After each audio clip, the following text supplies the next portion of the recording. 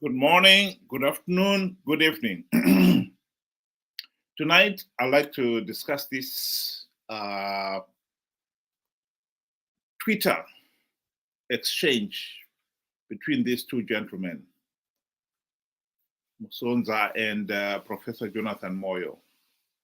Well, the first one says, the West is now working on intra Zanu PF leadership renewal.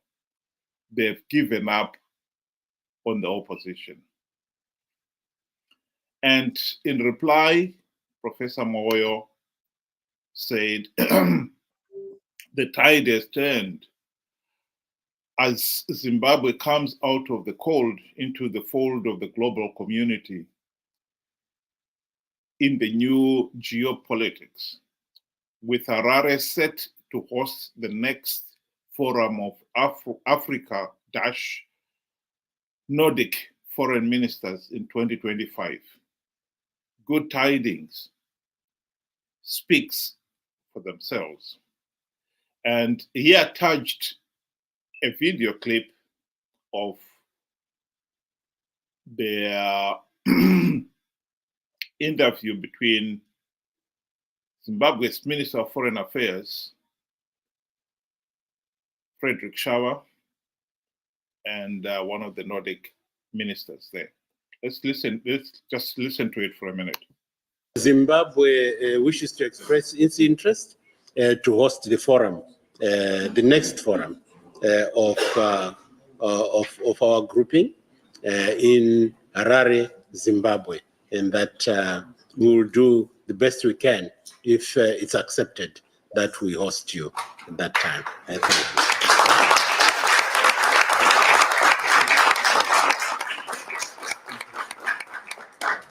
Thank you very much. It is definitely accepted. And then I just want to wish all of you a safe trip back home. And all of us are looking forward to Zimbabwe next year. Thank you.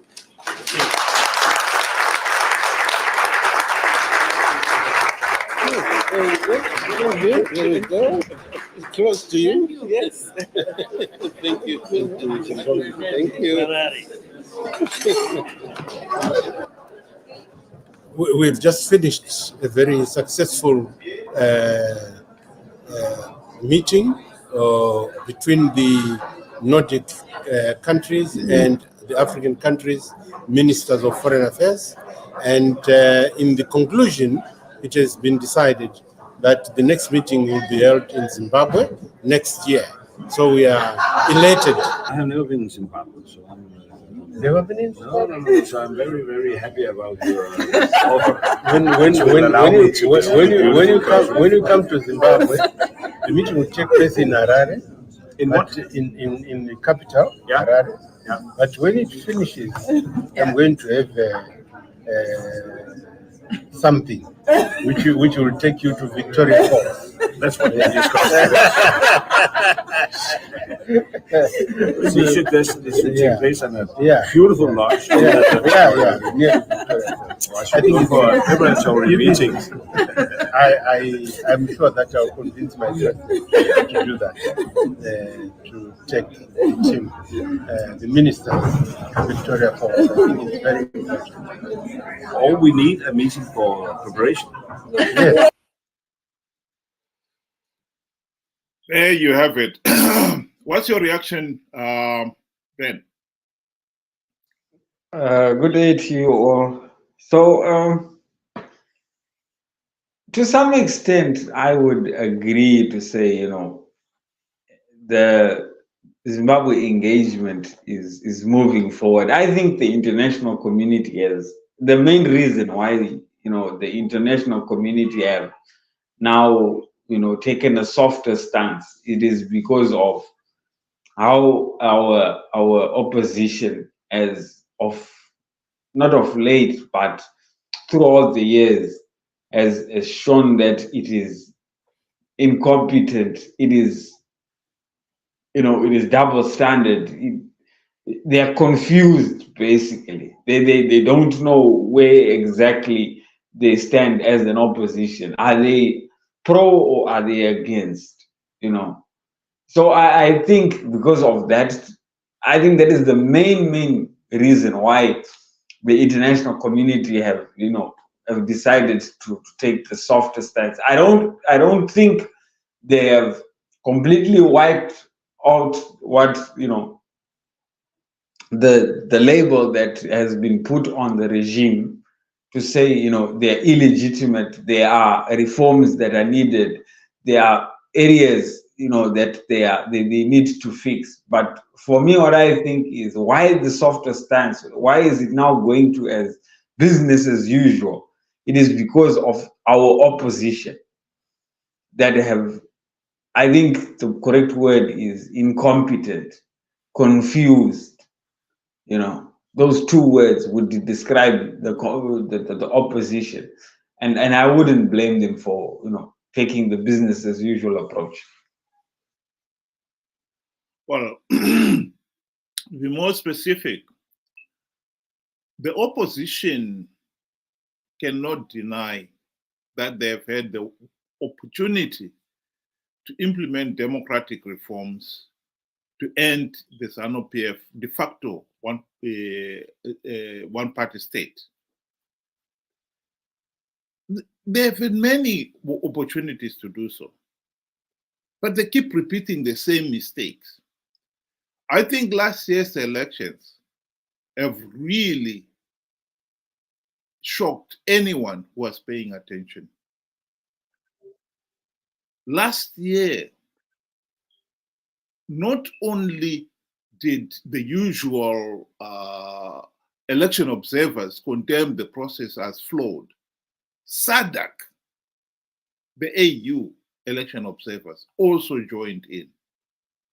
And what did the opposition do? They still went ahead and accepted the seats, the few seats that they had won, and thus endorsing the election process as having been free, fair, and credible. That was outrageous. How do you justify that? And yet, that's exactly what they did. And I think for the people to keep on pretending that that did not matter is naive, to say the very least. Of course it mattered. If you guys are not taking the process of free, fair, and credible elections seriously, why should the international community push for those free, fair, and credible elections for you? Particularly when you're undermining it. Because there cannot be any doubt that when SADC realized that the opposition had accepted the seats, and not only accepted those few seats, but they defended, they maintained that they had won those few seats because those are liberated zones. Liberated zones? What are you talking about? Zimbabwe had the same voters' roll across the country, and that voters' roll was in shambles. Zanu PF has been very careful ever since the GNU to make sure that the opposition win some seats, to entice them to participate. And that is exactly what this MDC CCC opposition has been doing. And I think the international community has come to the conclusion that the situation in Zimbabwe will never change. The opposition have given up on democratic reforms so that they are free, fair, and credible elections. They are willing to participate in flawed elections, no matter how flawed they are, as long as they get a share of the seats. And so the international community is saying, well, at the end of the day, we've got to deal with Zanu PF because there's not going to be any meaningful change here. And I think that is a rational decision for anyone, for them to do. SADC itself came to the same conclusion soon after the 2023 elections. as much as SADC election observer team condemned the election process, they could not come round to denying Zanu PF legitimacy when the opposition itself has accepted the election process as free, fair, and credible, because, of course, they'd won those few seats.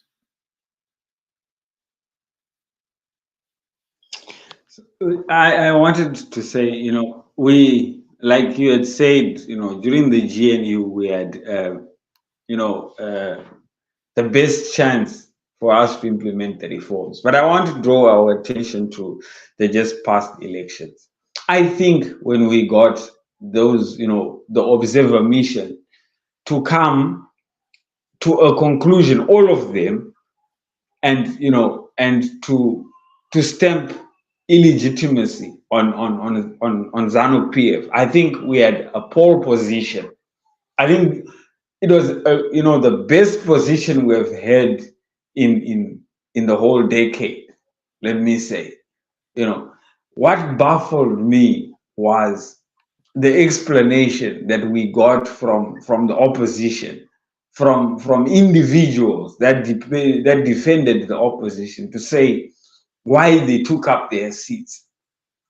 Of course, firstly, the one was to say, we must keep our liberated zones, which I thought is nonsense. Others, they said, we spent a lot of money, to do the campaignings and everything. So we cannot, lose out. But I came to a conclusion to say, the main reason and the main driver why the opposition took out the seat, took the seats, was because of greed. It was money. Let us not forget the perks that come with all this. We're taking up the seats, the 40,000, the cars, the housing allowance. That was the main motivation. And to say the truth and simple, people may not like it, we were screwed over by the opposition. SADC had stood by us. All we needed to do was sit and wait and keep reminding them that this is the position that you took. If you do not follow up on the position that you took, SADC would have suffered as an organization. The name of SADC would have been dragged down the mud. The name of the AU would have been dragged down the mud. So we had a perfect good, cover. But unfortunately, it is not Zanu PF that did this. It is the CCC that went ahead and took up all the positions. By them virtue of taking up, you are stamping legitimacy to say, you know what, we won because the process was free. If it was not free and fair, I wouldn't have taken up. But because I have taken up, I have acknowledged, they acknowledged, thus rendering SADC, AU, and all other, international organization observers as they are mad, So we don't have anybody to blame but ourselves with our opposition. Let's not blame Zanu PF on this. Let's blame our opposition and ourselves. We brought this upon ourselves. Well, what is tragic also here, and what people should be reminded of, is that we are now looking at 2028. The international community is also looking at 2028 elections.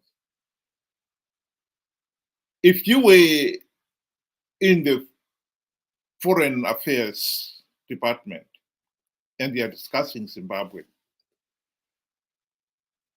whichever part of the world you are from, you've got to ask yourself, what do you think is going to happen in 2028? And the unanimous position will be Zanu PF will go ahead and hold those elections without even a token reform implemented. And the opposition will be hell-bent on participating in those elections as before, and they will con their followers to participate, promising them that the opposition is going to win big, the usual promises, and that they have plugged all the vote rigging loopholes, or they've got stringent measures to stop Zanu PF rigging the elections, and that their supporters will believe it. And so they will participate, and it will be just another rigged election, and the opposition, the few who get the seats, will insist in taking up their seats, and it's back to square one. So Zanu PF is going to remain in power. And Professor Jonathan Moyo is absolutely right here. The tide has turned. To be quite honest, the international community has given up. I totally agree with you in this particular case. The SADC and the AU last year, when they condemned those elections, they really gave Zimbabwe another opportunity to sit up and say, no, let's get this sorted out. But instead of sitting up and paying attention, the opposition were absolutely adamant. They were the ones who took up their seats. Even when Chamisa said, oh, no, we shouldn't take up our seats, they told him that we funded ourselves to participate in these elections. And to be quite honest, they funded themselves, that's true. But for the purposes of getting into power, not for the purpose of implementing reforms so that elections are free, fair, and credible. These guys do not care about elections being rigged as long as they get their share of the spoils of power. That is the truth. And we can't keep on pretending that it is anything else. And what is tragic here is that the people of Zimbabwe themselves have been very slow in picking that up. I can foresee a situation here where the rest of the world is going to do the same. The Nordic countries are warming up to Zanu PF. Most of the Nordic countries are not in the European Union, but many of them will be in the European Union. And so they will be putting pressure on the European Union also to really cause up to Zanu PF. Other Western countries like the US and so forth will also realize that Zimbabwe will never change. The sanctions they imposed as far back as 2001 have not worked, not because they had no effect, but because the opposition itself, the minute they got into power, they forgot about the reforms. They are not interested in the reforms. In fact, the MDC CCC opposition leaders, as we speak, they have given up on implementing democratic reforms. Ever since the 2013 elections, ever since the GNU, they've been campaigning on the ticket that they can win rigged elections. Rigged elections.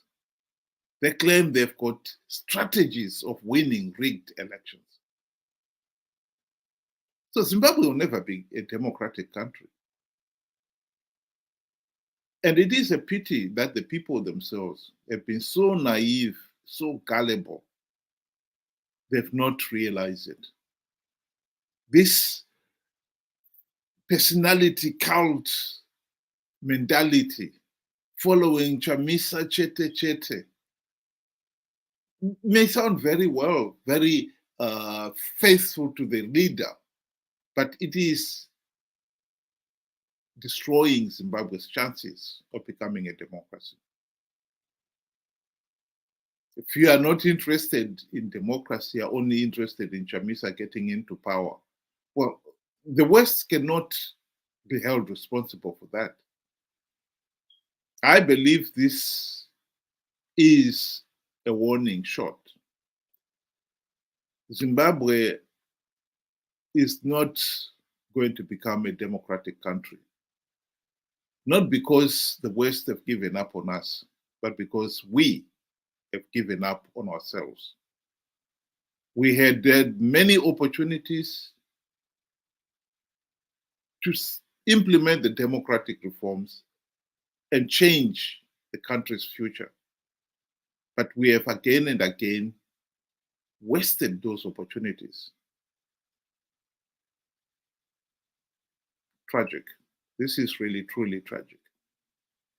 This is the beginning of the end. I totally agree with Professor Jonathan Moyo and the other gentleman here saying, Musonza, saying that the West have given up on the opposition and the ordinary Zimbabweans. Yeah, I agree with you. It's a sad. These are sad events that are unfolding, and I think, you know, if we are going to blame, we cannot go and blame SADC. We're always in a habit of blaming anybody but ourselves, and I think it's time we look in the mirror, you know, and see the blemish that is on us. What are we doing wrong? I mean, for all these years, surely, you know, we have been doing the same thing over and over again. Participate in rigged elections, lose the very next following day. Not lose as in the truth, but those are, you know, rigged elections.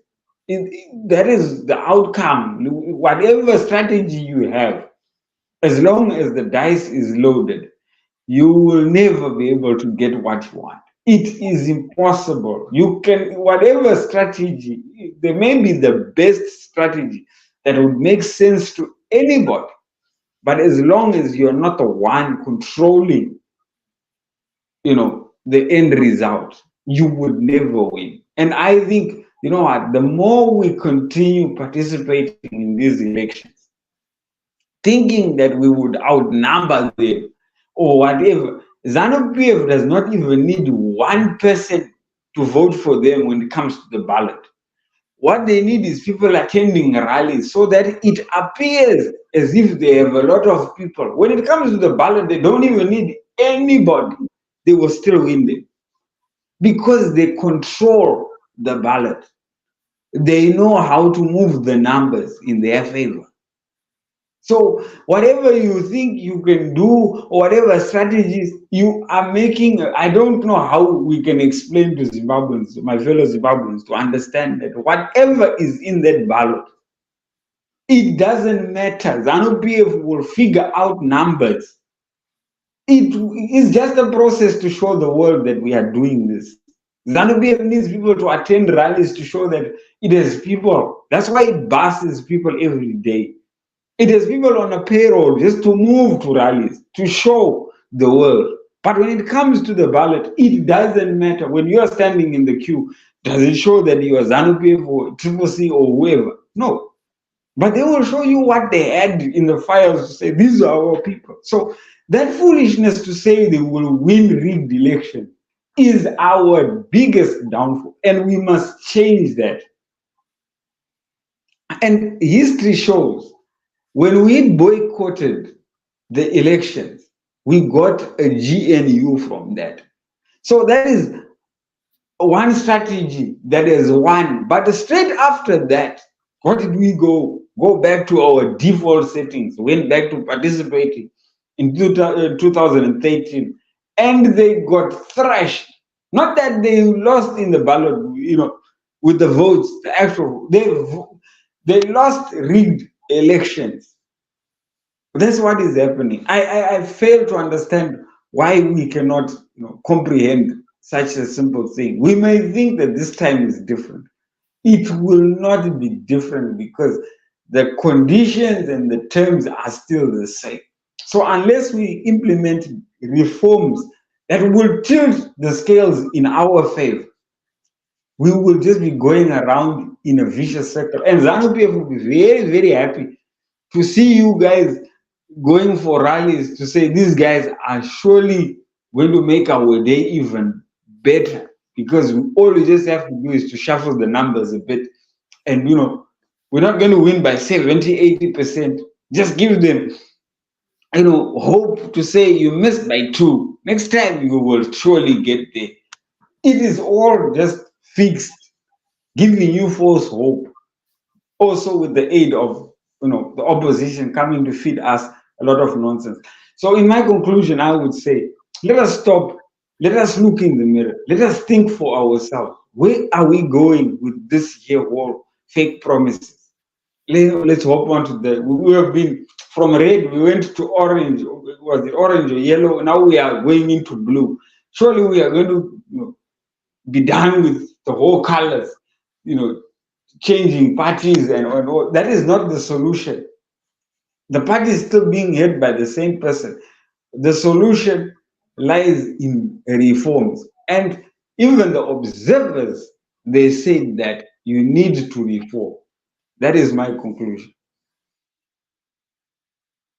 Well, in my conclusion, I would like to remind Zimbabweans that between now and 2028, there will not be any meaningful reforms implemented, because both Zanu PF, of course, for obvious reason, will not implement any reforms. And the opposition, such as it is, will never push for any meaningful reforms. The new party that Chamisa is launching has no intention of implementing any reforms. Like I said, everybody knows that the new party will participate in the elections without even one token reform implemented. So what is the way forward? The way forward is very simple under the circumstances. We should stop being so gullible to believe there could be any meaningful change participating in flawed elections without any meaningful reforms. The opposition is taking advantage of the fact that we have got a very ignorant, gullible, and naive electorate who will participate in these flawed elections, even when they've been warned that these are flawed elections. Zanu PF will rig them, and participating will only give Zanu PF legitimacy. They will be conned into believing that they will win them. After 24 years of the opposition, including 5 in the GNU, they failed to implement even one token reform. Any other electorate would have by now realized that the opposition is the problem. They will never implement any reforms. They are not up to the task. But the Zimbabwean electorate has been very slow.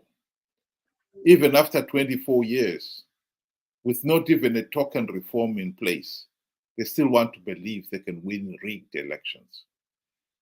That is where the problem lies. And the international community,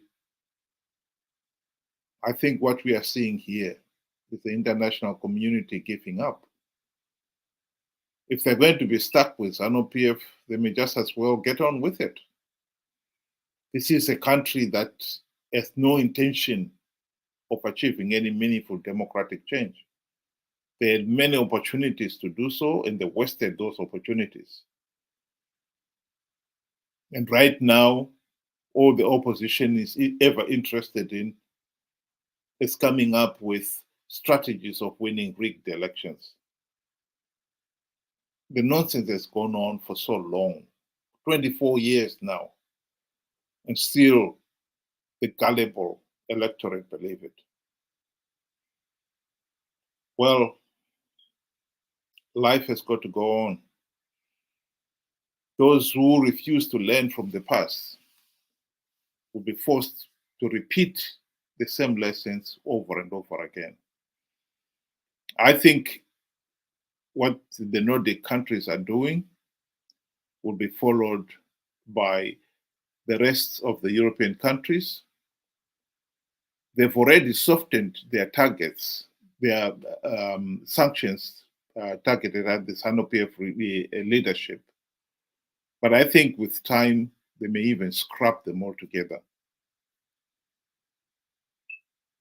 And we are on our own.